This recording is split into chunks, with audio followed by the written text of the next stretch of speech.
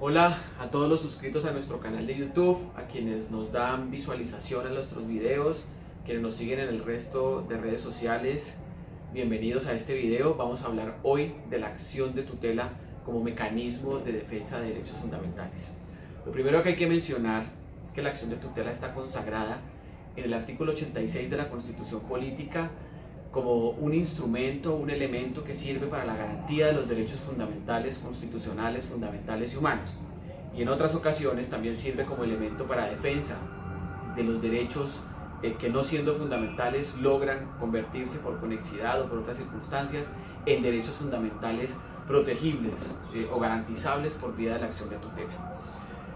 La acción de tutela ha sido estatuida o ha sido creada por el Constituyente de 1991 con la finalidad de proteger los derechos fundamentales de la sociedad colombiana.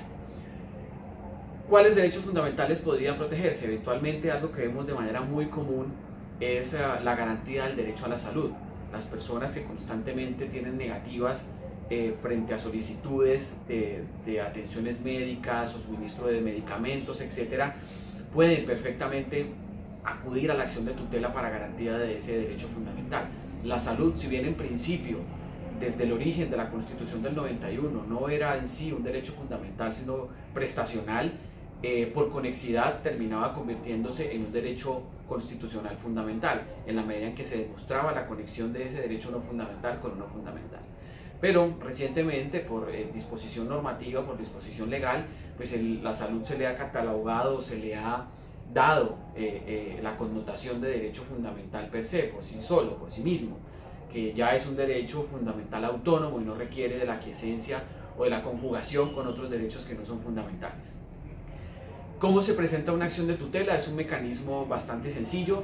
La acción de tutela no requiere formalidades exageradas, es decir, la acción de tutela es un mecanismo que se puede iniciar con cierta facilidad.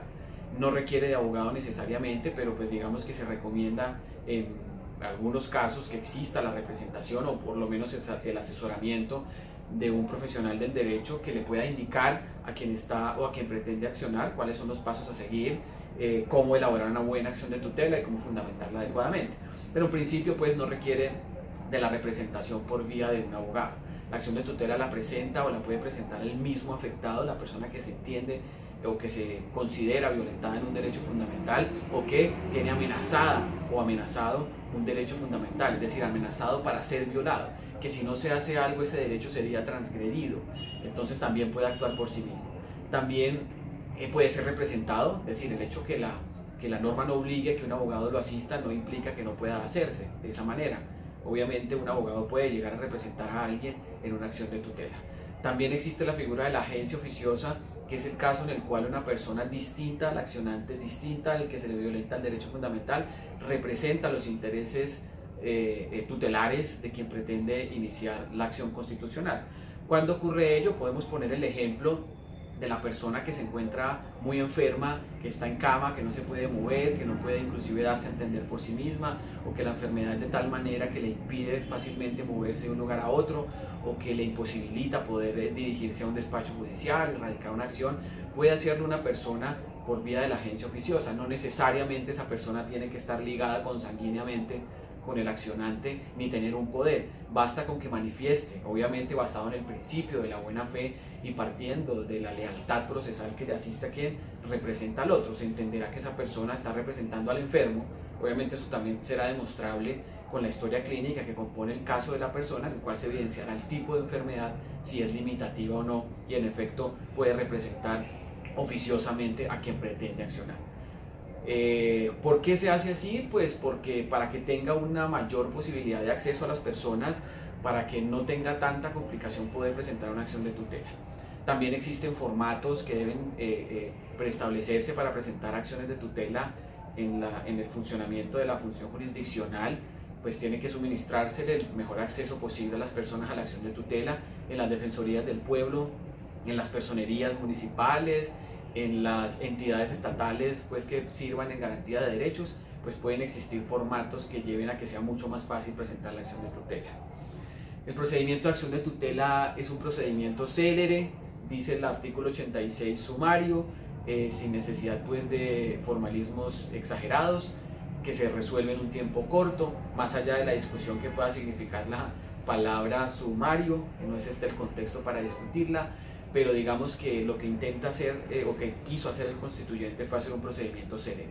La acción de tutela se tiene que resolver en 10 días hábiles contados a partir del día siguiente en que se radica la acción tutelar, en que se lleva a la oficina de reparto el escrito de acción de tutela con las copias para los traslados a los accionados, con la copia para el despacho, con los elementos de prueba con los que se pretenda demostrar la violación o la amenaza a un derecho fundamental, y el juez tendrá entonces 10 días hábiles para resolver a partir del día siguiente en que se radica. 10 días hábiles pues es un tema bastante corto, el juez no podrá exceder ese término, so pena de sanción disciplinaria, so pena de inicio de un proceso disciplinario por haber faltado al cumplimiento de ese término. Tal vez en el derecho, dentro de la congestión judicial en que vivimos en Colombia, sea tal vez la acción de tutela de las pocas, si no la única, a la que se le respetan los términos establecidos en la ley casi que con una lealtad total, ¿sí? Se resuelve prácticamente dentro de los 10 días, salvo pues algunos casos en que no se logre hacer por las dificultades o por la congestión judicial misma, pero se intenta que siempre se resuelva dentro de los 10 días, además que es un imperativo constitucional y legal además, dispuesto en el decreto 2591 de 1991, que se encarga de reglamentar también lo relativo a la acción de tutela. Entonces, una vez pasados los 10 días, el juez tendrá ese límite máximo para fallar, puede fallar en menos de los 10 días también, pero normalmente se toma pues ese tiempo para poder hacer un análisis, un estudio en profundidad, y ya el juez pues discurrirá el proceso. No es un proceso que naturalmente tenga fases procesales como probatorias y diferentes fases como tiene un proceso ordinario, pero eventualmente el juez puede abrir a pruebas en un proceso tutelar cuando requiera saber más a fondo de lo que será presentado tanto por el accionante como por quien resulta accionado en ese medio.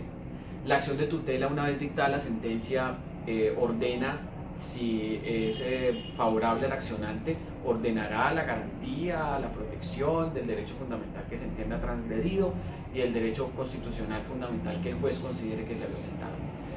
¿Hay posibilidad de oponerse a esa decisión de primera instancia? Sí, bajo la figura de la impugnación. Podrá impugnarse la decisión dentro de los 3 días siguientes a partir de la decisión que se adopta en primera instancia. ¿Quién impugna? Pues normalmente el que sale vencido dentro del proceso.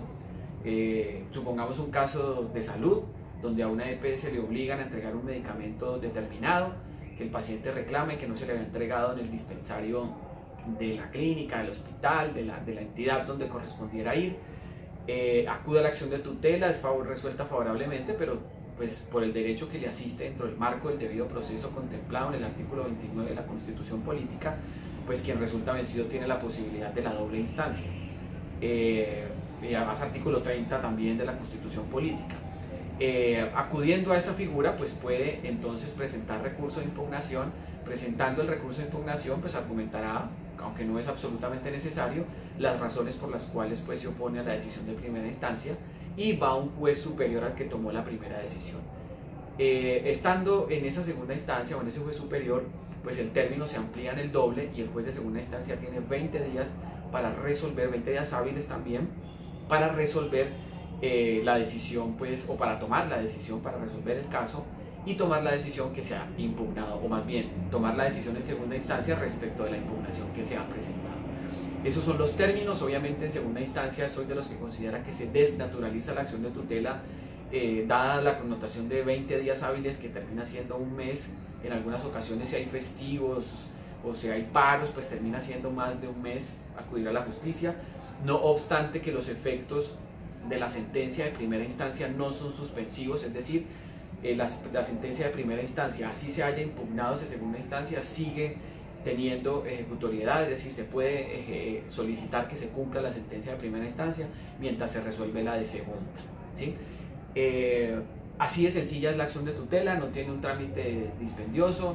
Obviamente hay un decreto que se encarga de disponer las particularidades de la acción de tutela, pues obviamente eso sí requiere digamos, de una explicación mucho más amplia, pero en términos generales que le sirva a la comunidad este video, pues obviamente corresponde a que tienen derecho a reclamar la garantía de derechos fundamentales o la protección de los que se pretendan o aparentemente puedan ser vulnerados, y se considere pues que se reclame de manera inmediata.